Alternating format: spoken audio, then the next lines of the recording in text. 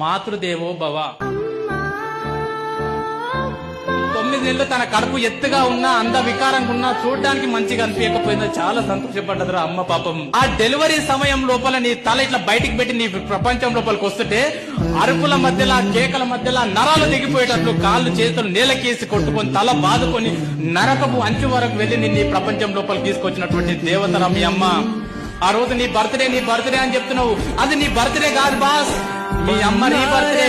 మీ అమ్మ ఒక పునర్జన్మనెత్తితే గాని మీ ప్రపంచం లోపలికి రాలేదు బాస్. రేళ్ళు నిన్ను కొలిచిన తీరు నా రుణము బంగారమే అమ్మ బంగారమే.